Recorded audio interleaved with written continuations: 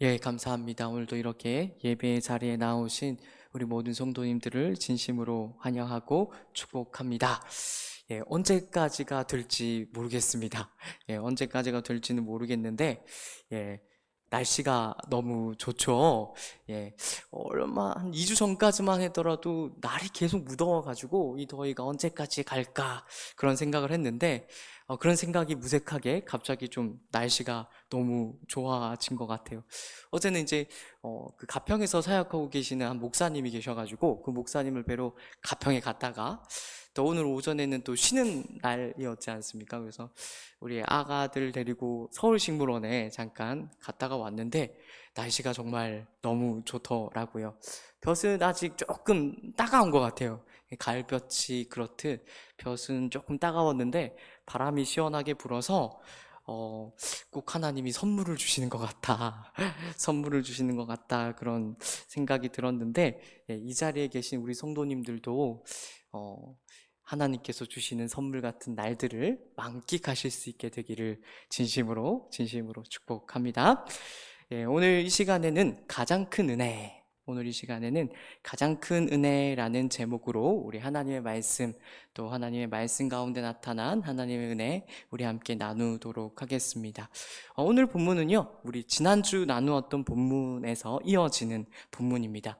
우리가 지난 시간에 예수님께서 제자들과 함께 갈릴리 호수를 건너가는 장면을 우리가 함께 살펴봤었죠.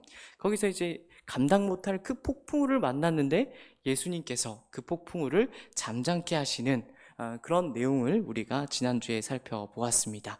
그래서 이제 지난주에 이어서 오늘 본문이 연결이 되는 곳입니다. 오늘 본문에서 예수님께서는 가다라 지방에 가십니다. 마가복음이나 누가복음에서는 이 가다라 지방을 거라사 지역이라고 표현을 하는데 가다라 지방에 속해 있는 거라사 지역이다 이렇게 생각을 하시면 좋을 것 같습니다. 어쨌든 예수님께서 그 가다라 이제 지방에 가게 되시죠. 그리고 그 지역에서 누구를 만나시는가 하면 무덤 사이에 살면서 사람들을 괴롭히고는 하는 귀신 들린 두 강인을 오늘 본문에서 만나십니다. 오늘 이 내용을 우리가 함께 좀 집중해서 함께 살펴보려고 하는데요.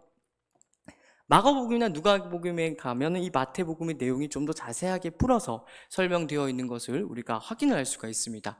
그래서 마가복음에 가게 되면 예수님께서 이 귀신의 이름을 물으시는 장면이 나옵니다. 우리 모두가 잘 알고 있습니다만은 군대라고 자기 이름을 이야기하죠. 헬라어로는 레기온인데요. 이는 한 사단 병력을 일컫는 군대를 일컫습니다. 그러니까 자기 이름이 레기온, 군대라고 하면서 자기들의 수가 많음을 어필하는 것임을 우리가 읽을 수가 있는 것이죠. 그래서 자기 이름이 군대라고 하면서 마태복음에 보니까 예수님께 대하여 소리를 지르고 있는 것을 우리가 확인을 합니다. 소리를 지르면서 뭐라고 이야기를 하는가 하면 29절의 말을 하고 있는 것을 우리가 확인합니다. 우리 같이 한 목소리로 읽어보도록 하겠습니다. 이에 그들이 소리 질러 이르되 하나님의 아들이여 우리가 당신과 무슨 상관이 있나이까? 때가 이르기 전에 우리를 괴롭게 하려고 여기 오셨나이까 하더니, 뭐라고 하냐면 예수님을 보고 그 정체를 단번에 알아보는 거죠. 하나님의 아들이라고 그 정체를 대담하게 말하는 것을 우리가 확인을 하게 됩니다. 그리고 이야기하기를 도대체 우리가 당신과 무슨 상관이 있습니까? 라고 이야기를 하고 때가 아직 이르기지도 않았는데 왜 우리를 괴롭게 하십니까? 라고 이제 이야기를 하고 있는 것이죠. 여기서 이제 말하는 때가 무슨 때를 말하는가를 놓고 이제 여러 논의가 있는데요. 일반적으로는 이제 사단 마귀들이 최후 심판을 받고 무지경에 던져지는 그런 때를 말하는 것이라고 이제 많이들 이야기를 합니다. 그러니까 말하자면 귀신이 이렇게 이야기를 하는 거죠. 우리가 아직 최후 심판을 받을 때가 아직 되지 않았는데 왜 예수님께서 오셔서 우리를 괴롭게 하십니까? 하나님의 아들 되시는 예수님께서 왜 이 자리에 오셔서 우리를 괴롭게 하냐라고 이제 말하고 있는 것을 우리가 확인을 하게 되죠. 이 해석이 맞다는 것이 이제 누가복음에 가면은 또 이렇게도 귀신이 덧붙여서 이야기를 해요. 우리를 괴롭게 하지 마십시오. 때가 아직 안 이뤘으니까 우리를 괴롭게 하지 마시고 무적행에만 보내지 말아 주십시오. 이런 표현을 귀신들이 하거든요. 그래서 아마 이 때가 정확하게 최후 심판의 때를 일컫는 것이다 라고 우리가 생각을 할 수가 있을 것입니다. 이제 그러면서 이제 말하기를, 우리가 쉽게 납득하기는 어렵습니다만은 저기 놀고 있는 돼지떼에 이제 보내달라고 귀신들이 이제 요청을 하는 것입니다. 돼지떼에 들어가면은 좀 자기네들의 처지나 형편이 나을 것이라고 생각했는지는 모르겠는데, 어쨌든 돼지떼에 들어가게 해달라고 귀신들이 이제 요청을 합니다. 이제 그런 귀신들의 요청에 대하여 예수님께서 단답으로 대답을 하시죠. 뭐라고 이야기하시는가 하면 두 글자로 말씀하십니다. 가라! 라고 예수님이 이야기를 하십니다. 그래서 어떻게 되는가 하면 귀신들이 그 돼지떼로 들어가게 되고, 그리고 그 돼지떼들이 이제 바다로 달려들어 몰사하게 되는 일이 오늘 본문 가운데 그려지고 있는 것입니다. 당연히 우리가 쉽게 예측할 수 있듯이 그 가다라 지역, 거라사 지역의 사람들이 어땠겠습니까? 굉장히 놀랐을 것입니다. 어쨌든 가장 크게는 이 사람 때문에, 귀신 들린 이 두 광인 때문에 굉장히 괴롭고 힘들었지 않았겠습니까? 그래서 이제 이 두 광인이 제정신이 돌아왔다는 데서, 귀신이 쫓겨나갔다는 데서 또 1차적으로 놀랐을 것이고, 근데 이것보다 더 크게 놀란 것은 자기네들의 돼지떼들이 바다에 달려들어 몰사했다는 사실, 거기에 아마 더 이제 크게 놀라지 않았을 것 같습니다. 그래서 근데 저희가 생각했을 때는 이제 귀신이 쫓겨 나갔으니까 놀라기도 했겠지만 감사한 마음이 클 것 같은데, 저들이 반응이 흥미롭죠. 뭐라고 이야기를 하는가 하면 큰 두려움 가운데에서 예수님께서 그 지역을 떠나달라고 그냥 말하는 것이 아니라 간청했다라고 오늘 본문이 이야기하고 있는 것을 우리가 확인할 수 있습니다. 그렇게 오늘 본문이 이야기되는 것이죠. 오늘 이런 본문을 통해서 우리는 어떤 교훈을 얻을 수가 있을까요? 오늘 본문을 통해서 하나님께서는 우리에게 무엇을 말씀하고 싶어 하시는 것일까요? 아마 가장 중요하게 우리가 오늘 본문에서 배울 수 있는 가장 중요한 내용은 무엇인가 하면, 우리가 믿는 예수 그리스도가 지난주에 살펴본 것과 같이 자연뿐만 아니라 영적 세력들에 대해서도 신적인 주권을 가지고 계신다라는 것을 우리가 오늘 본문을 통해서 확인을 할 수가 있는 것이죠. 그래서 오늘 본문을 우리가 피상적으로 읽고 듣고 넘길 것이 아니라 이 교훈을 우리는 가장 중요하게 붙들어야 될 것입니다. 그 결론이 무엇이겠습니까?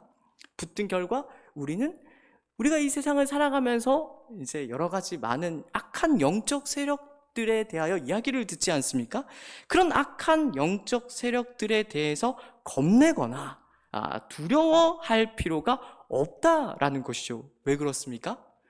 우리가 믿는 예수 그리스도께서 그런 악한 영적 세력들에 대하여서도 신적인 주권, 하나님으로서의 주권을 가지고 계시고, 말씀 한마디면은 저들을 물리치실 수 있는, 심판하실 수 있는 분이시기 때문에 그렇습니다. 바로 우리가 믿는 예수 그리스도가 그렇다라는 것입니다. 때때로 세상은 이러한 사실을 뭉갭니다. 모호하게 만들고 그렇게 함으로써 우리를 두렵고 떨리게 만든다라는 것을 우리는 잘 알고 있습니다. 당장에 우리가 어떤 드라마나 영화를 보게 되면 귀신들이 종종 등장을 하고 있지 않습니까?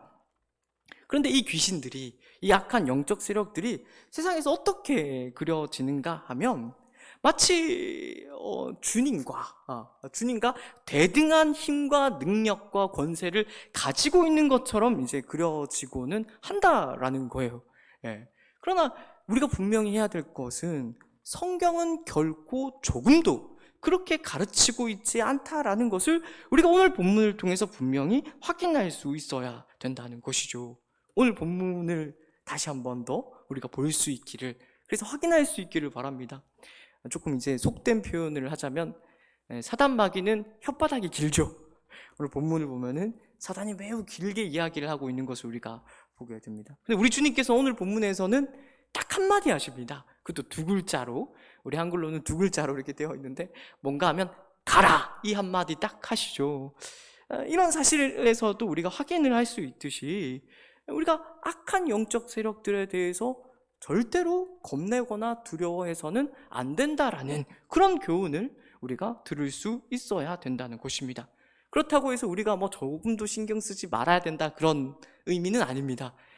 베드로가 이야기하고 있듯이 사단 마귀가 우는 사자와 같이 두루 다니면서 삼킬 자를 찾는다라고 말하고 있기 때문에 우리가 물론 경계해야 되고 또 그런 악한 영적 세력과 싸워야 하겠죠. 그러나 그렇다고 해서 우리가 두려워하거나 겁낼 필요는 조금도 없다라는 것을, 자연뿐만 아니라 우리가 믿는 주님께서는 그 모든 악한 영적 세력들에 대해서도 절대적인 하나님으로서의 주권을 가지고 계신다는 사실을 우리가 신앙생활하면서 중요하게 붙들 수 있어야 될 것입니다.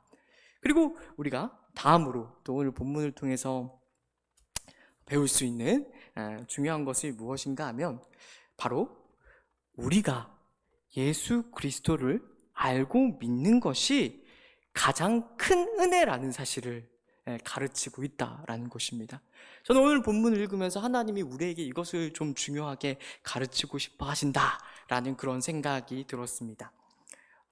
때때로 우리가 이제 신앙생활을 하다가 보면, 특히 또 오래 하시는 분들에 한해서 우리가 예수 그리스도를 믿는 것 자체에 대해서 큰 감격을 느끼지 않을 때가 많이 있죠. 예를 들어서 당연하다고 우리는 생각을 합니다. 그 예수 믿는 거 당연한 거 아니야? 믿음으로만 끝날 것이 아니라 그 믿음에 더하여 뭔가 더 대단한 것이 있어야지 말할 필요가 있는 거 아니야? 라고 우리가 때때로 이제 생각하는 경우들이 있다라는 것이죠. 그러나 오늘 본문은 사실 우리에게 직접적으로 이야기하지는 않습니다만은 간접적으로 우리가 예수를 믿는 것이 얼마나 놀랍고 큰 은혜인지를 가르치고 있는 것을 우리가 좀 생각을 해 볼 수 있으면 좋겠습니다. 말하자면 우리가 예수 믿는 거 그거 그렇게 쉽게 생각하지 말아라. 그거 정말 놀랍고 큰 하나님의 은혜다라는 사실을 우리에게 가르치고 싶어 한다는 것이죠. 정확하게 어떤 점에서 그렇다라고 우리가 말을 할 수가 있을까요? 이 부분을 우리가 붙들면서 우리가 함께 그 내용을 확인할 수 있다라고 생각이 드는데요. 그것이 무엇인가 하면 우리도 만약에 예수님을 알지 못하고 또 그 예수님을 믿지 않았다면 오늘 본문에 등장하는 이 거라사 광인들과 같이 이 거리사 광인들과 다를 바 없는 자리에 있었을 것이라는 사실을 확인함으로써 우리가 그 진리를 확인할 수 있을 것입니다. 이를 주목하는 것이 저는 굉장히 오늘 본문을 이해함에 있어서 중요하다라고 생각을 합니다. 잘 한번 생각해 볼 수 있기를 바랍니다. 흔히 오늘 본문은 귀신 들림에 주목을 해서 이 귀신 들림이라는 초자연적 현상에 주목해서 예전에는 부흥사들에 의해서 설교되곤 했습니다만은 저는 단순히 그렇게만 이야기할 수가 없다라고 생각을 합니다. 왜냐하면 우리가 예수 그리스도를 알고 믿기 전에 또 이 귀신 들림 것과 같은 상태에 놓여 있었다고 성경이 말을 하고 있기 때문에 그렇습니다. 아니 그럼 우리가 예수 믿기 전에는 귀신 들려 있었다는 말인가요? 그건 어떤 의미에서 맞는 대답이기도 하고 정확하지 않은 대답이기도 합니다만은 잘 한번 생각해 볼 수 있기를 바랍니다. 예수 믿기 전에 우리 모두는 공중에 권세 잡은 자를 따르는 그런 삶을 살지 않았던가요?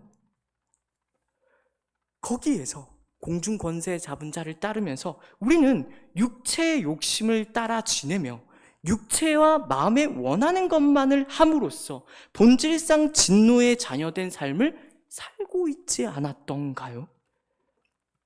말하자면 우리 모두는 예수 믿기 전에 그런 자리에 있었다라는 것을 알고 있을 것입니다. 예수 믿기 전에는 마치 오늘 본문과 같이 겉으로 드러나지 않았을지는 모르겠지만 겉으로 드러나지 않았을지는 모르겠지만 본질적으로 거라사 강인들과 조금 더 다를 바 없는 자리에 있었다라는 것을 우리가 성경을 통해서 확인하게 된다는 것입니다. 근데 그 자리에 있었던 우리가 어떻게 되었습니까? 우리 주님의 그 크신 은혜로 말미암아 오늘 본문에서 거라사 강인이 예수님에 의하여 회복되어 옷을 차려입고 예수님의 발치에 앉아 있을 수 있었던 것과 같이 우리 또한 그 크신 은혜로 말미암아 새롭게 되어 예수 그리스도의 의로 옷 입고 예수 그리스도의 발치에 앉아 있을 수 있게 되었다라는 것이죠. 지금 우리가 이 자리에 앉아서 예배를 드리는 것, 하나님의 말씀을 듣는 것이 사실은 우리가 생각하는 것보다 훨씬 더 크고 놀라운 은혜일 수 있다라는 것을 우리가 오늘 본문을 통해서 깨달을 수 있어야 된다는 것입니다. 정말로 우리가 이 자리에 있는 것, 그것이 정말로 놀랍고 큰 은혜입니다. 그것을 이제 아우구스티누스라는 신학자는 뭐라고 얘기를 했는가 하면 이렇게 이야기했어요. 예수를 믿는 것, 그것은 십자가의 깊은 비밀 중 하나다라고 이야기를 했어요. 그리고 사도 바울은 그 비밀을 에베소서 2장 1절에서 7절 말씀에서 이렇게 우리에게 소개하고 있는 것을 우리가 확인할 수 있습니다. 중요한 말씀이니까요. 한번 찾아보겠습니다. 에베소서 2장 1절에서 7절까지의 말씀입니다. 에베소서 2장 1절에서 7절까지의 말씀을 우리 한번 읽어보도록 하겠습니다. 같이 한 목소리로 읽겠습니다. 그는 허물과 죄로 죽었던 너희를 살리셨도다. 그때 너희는 그 가운데서 행하여 이 세상 풍조를 따르고 공중의 권세 잡은 자를 따랐으니 곧 지금 불순종의 아들들 가운데서 역사하는 영이라. 전에는 우리도 다 그 가운데서 우리 육체의 욕심을 따라 지내며 육체와 마음에 원하는 것을 하여 다른 이들과 같이 본질상 진노의 자녀이었더니 긍휼이 풍성하신 하나님이 우리를 사랑하신 그 큰 사랑을 인하여 허물로 죽은 우리를 그리스도와 함께 살리셨고 너희는 은혜로 구원을 받은 것이라. 또 함께 일으키사 그리스도 예수 안에서 함께 하늘에 앉히시니 이는 그리스도 예수 안에서 우리에게 자비하심으로써 그 은혜의 지극히 풍성함을 오는 여러 세대에 나타내려 하심이라. 아멘입니다. 이것을 우리가 주목하는 것이 오늘 본문을 이해함에 중요하다라고 생각을 합니다. 웨스민스터 신학교에서 이제 신학학으로 가르치고 있는 S.M. 바우라는 신약학자가 있는데 이 본문을 에베소 2장 본문을 이제 해석하면서 중요한 이야기 하나를 했어요. 무슨 이야기를 했는가 하면 2장을 해석할 때 전제를 중요하게 붙드는 것이 중요하다. 어떤 전제를 붙드는 것이 중요한가 하면 우리가 하나님과 화평하게 되고 화목하게 되는 데 있어서 우리가 중립적인 자리에 있지 않았다라는 것을 중요한 전제로 삼고 오늘 본문을 읽어야 된다라는 것입니다. 물론 우리는 받을만 하지 않은 하나님의 은혜를 받고 누립니다마는 에베소서 2장의 전제는 단순히 그 정도가 아니다라는 거죠. 받을만 하지 않은 정도가 아니라 받을 수 없는 자리에서 이 놀라운 하나님의 은혜를 받고 예수 그리스도를 믿는 믿음에 이르게 되었다라고 에베소서 2장을 읽어낼 수 있어야 된다라고 바울하는 신학학자는 우리에게 이야기를 하고 있는 것입니다. 이것을 기억해야 합니다. 귀신 들린 거라사 두 광인은 예수님께 자기들을 구원해달라고 말할 수도 없는 그런 자리에 있었다라는 것을 우리가 주목할 필요가 있죠. 그런 말조차 꺼낼 수 없는 본질상 진노의 자녀의 자리에 저들이 있었다라는 것입니다. 그러나 예수님께서 먼저 찾아가십니다. 그리고 그 자리에서 예수님께서 저들을 건지시는 것을 우리는 주목할 수 있어야 된다는 것이죠. 그래서 우리가 오늘 본문을 통하여 이렇게 결단할 수 있어야 할 것입니다. 이 예수 그리스도의 은혜를 날마다 전하는 삶을 살아야겠다라는 결단을 할 수 있어야 된다는 것이죠. 이 오늘 마태복음에는 그 내용이 잘 안 나와 있습니다만은 마가복음이랑 누가복음을 살펴보게 되면 결국 이제 이 치유받은 거라사 강인이 예수님께 나와서 저를 제자로 좀 삼아 주십시오. 제가 예수님의 제자가 되겠습니다. 라고 하는데 예수님이 같이 안 데리고 가세요. 같이 안 데리고 가시고 어떻게 하는가 하면 이렇게 이야기를 하십니다. 야, 너 집으로 돌아가. 주께서 내게 어떻게 큰 일을 행하사 너를 불쌍히 여기신 것을 내 가족에게 알려라. 이렇게 이제 이야기를 하시거든요. 그 이야기죠. 예수 그리스도의 은혜를 전하는 삶을 살아라. 라고 고라사 강인에게 얘기하시는데 그 얘기가 마땅히 우리에게도 주어지는 말씀이라고 우리는 생각할 수 있어야 될 것입니다.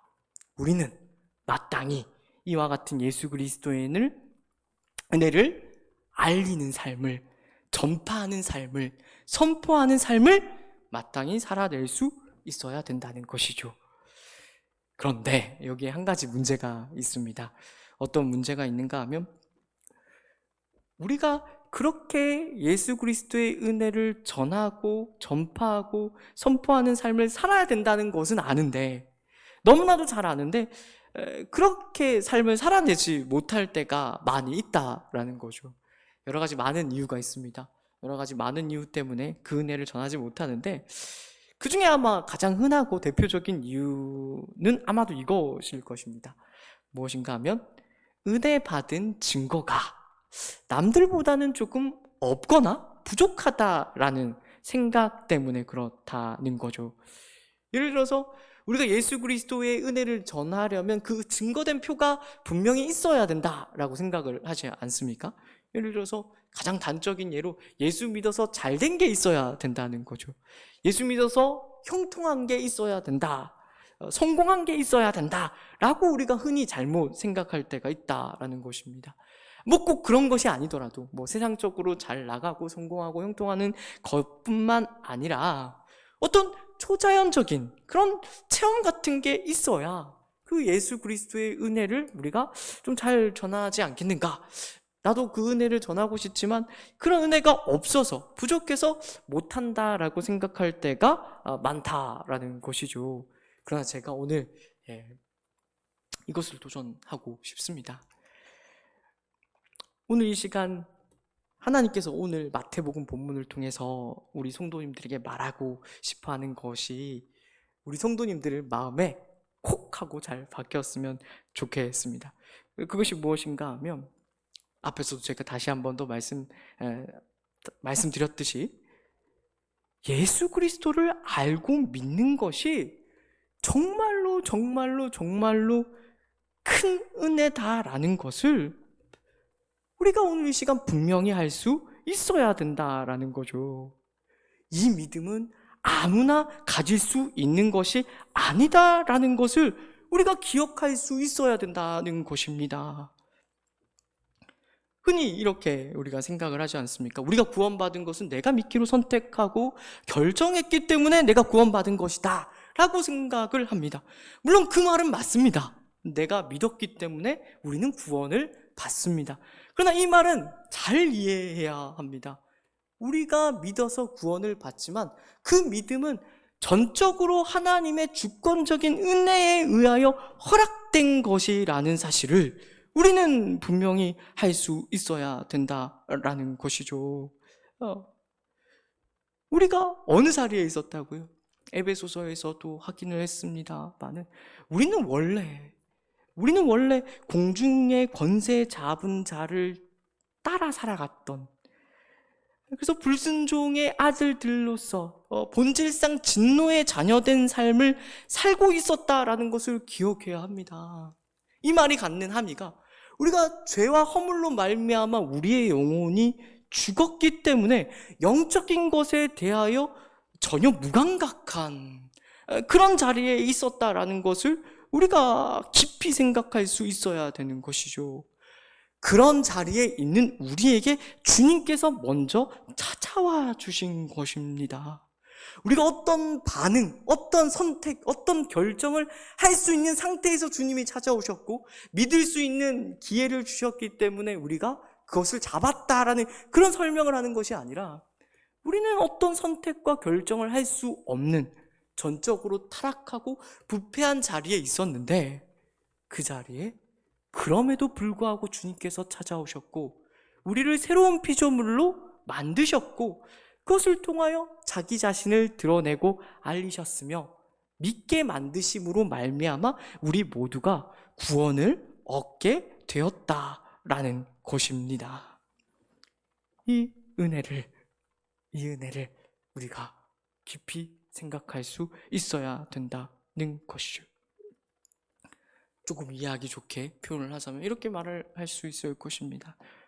우리가 예수 믿는 것은 우리 주님께서도 가르치셨듯이 세상 사람들은 전혀 알지 못하는 밭에 감추인 보화를 우리는 알게 된 자들로서 우리가 이 자리에 있다라는 것입니다. 그래서 어떻게 알게 되었을까요? 하나님의 은혜가 아니면, 우리 주님의 은혜가 아니면 결코 알 수 없었을 것이죠. 만약에 우리가 밭에 보화가 감추인 걸 몰랐다면, 예수 그리스도가 보화인 걸 몰랐다면 이 자리에 우리가 나올 수 있을까요? 없을까요? 예, 없죠. 이 자리에 나오지 않을 것입니다. 주일날 예배 드리지 않을 것이고 놀러 나갔을 것입니다. 근데 우리는 안다는 것이죠. 우리 주님이 우리 인생에서 그 어떤 것과 비교할 수 없는 보화가 된다는 사실을 알기에, 그 어떤 것과 비교할 수 없는 보물이 된다라는 것을 알기에 우리가 이 자리에 나와 있는 것이 아닙니까? 그러니 오늘 말씀을 통해서 분명히 할 수 있기를 바랍니다. 내가 예수 그리스도를 알고 있는 것, 그리고 그 예수 그리스도를 내가 믿겠노라고 결단할 수 있는 것, 그 자체가 그 어떤 것과도 비교할 수 없는, 아니 감히 비교할 수 없는 큰 은혜라는 사실을 말입니다. 그러니까 예수 그리스도를 믿는 자에게는 나눌 은혜 받은 증거가 없거나 적다는 것은 있을 수가 없다라는 것이죠. 죄인된 내가 예수 그리스도를 알아, 내가 죄인임을 고백하고 그 앞에서 죄를 용서받고 하나님과 화평케 되는 것은, 그래서 영원한 하나님의 나라를 살게 된다는 것은 그 어떤 것과 비교할 수 없는 가장 큰 은혜가 된다는 것을 우리가 오늘 이 시간 분명히 깨달을 수 있어야 될 것입니다. 그러나 이와 같은 가장 큰 은혜가 되는 믿음의 증거에도 불구하고 때때로 우리는 이 은혜의 깊이와 넓이를 제대로 헤아리지 못함으로써, 또 잊고 망각하기도 함으로써 오늘 본문에 등장하는 가다라 지방의 사람들과 같이 신앙생활할 때가 많이 있다는 사실을 우리가 좀 생각을 해보면 좋을 것 같습니다. 가다라 지방 사람들과 같이 신앙생활을 한다는 게 어떤 의미일까요?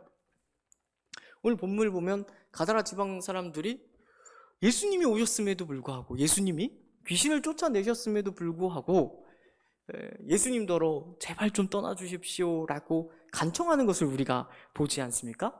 왜 이 가다라 지방 사람들이 예수님 보고 제발 좀 떠나달라고 이야기를 했을까요?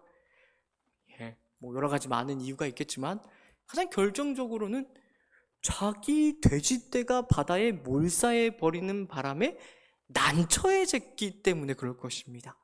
먹고 사는 문제가 만만치 않아졌기 때문에, 자기 소유를 잃었기 때문에, 자기의 유익과 만족에 해가 갔기 때문에 주님더러 제발 자기네들을 떠나달라고 간청을 했다라는 것이죠.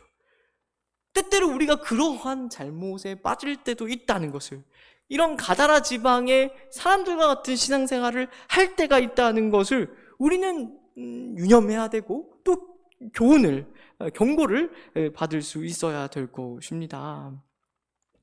결국 그렇게 해서는 안 되죠.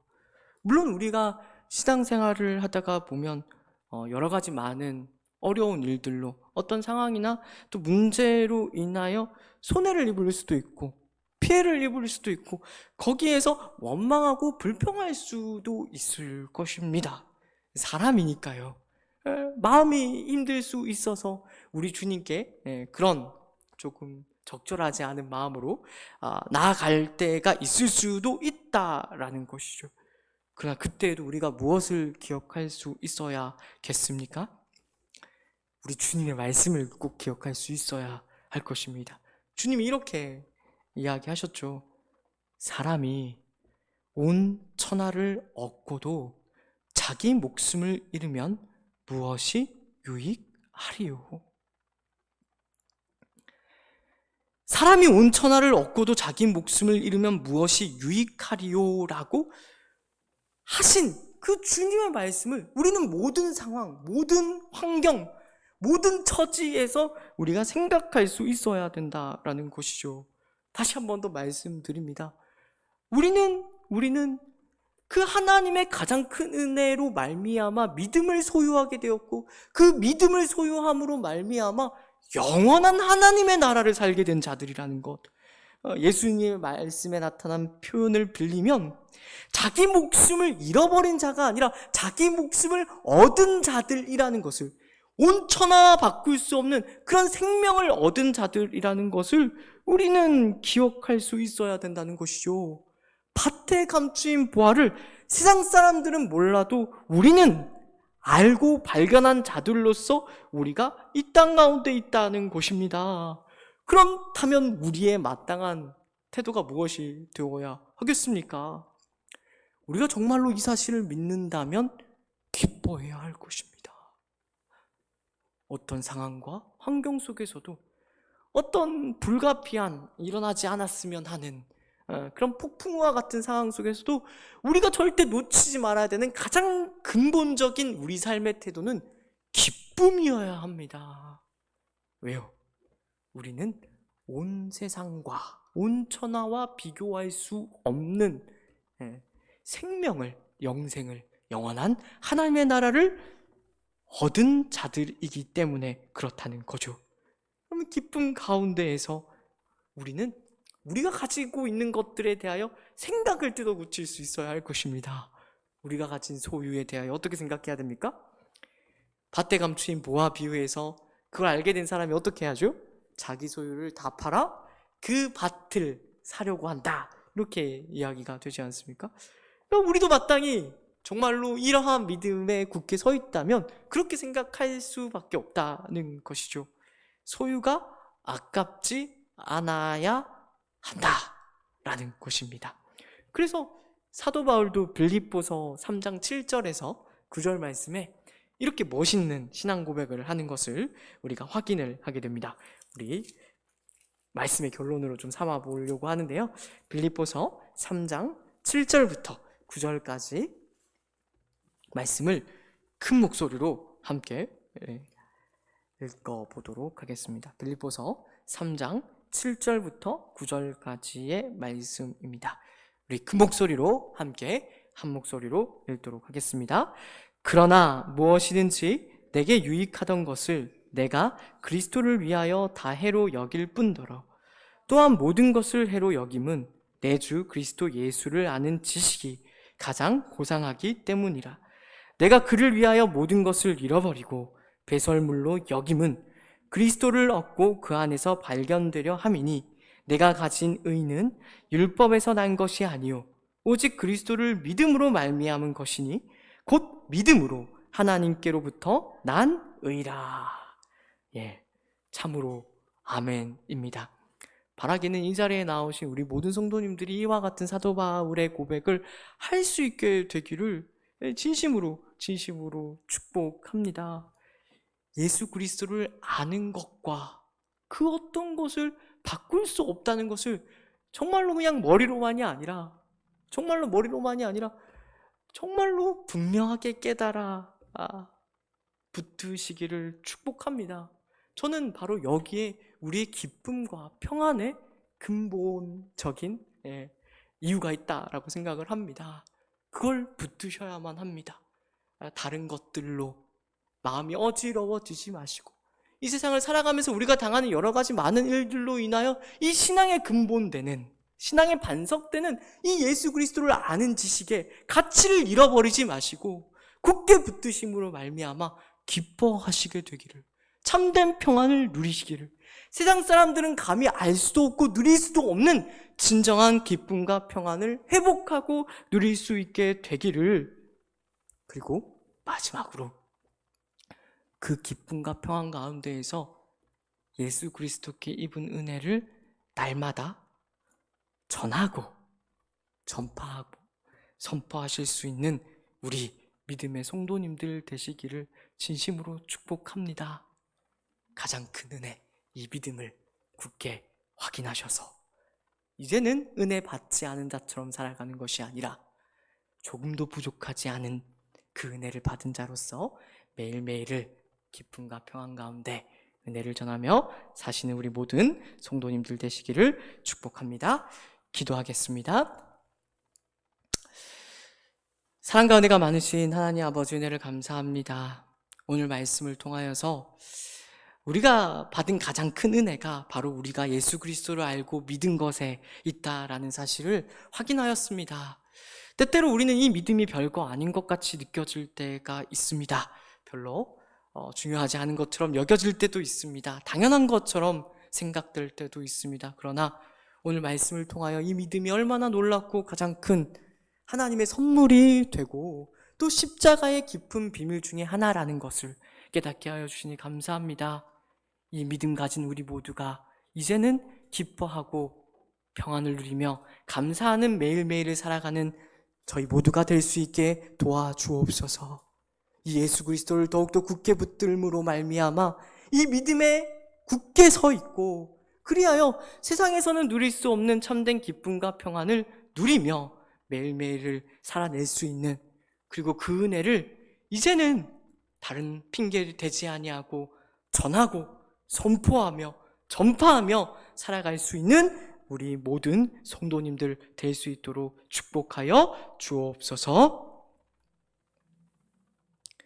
지금은 우리 주 예수 그리스도의 은혜와 하나님 아버지의 놀라우신 사랑하심과 성령 하나님의 위로 인도 교통 충만하심의 역사가 이제로부터 우리가 받은 가장 큰 은혜가 믿음임을 알고 그 은혜를 전하고 전파하고 선포하는 삶을 살기로 결단하는 모든 주의 자녀들 위해 이제로부터 영원까지 함께 있을지어다. 아멘.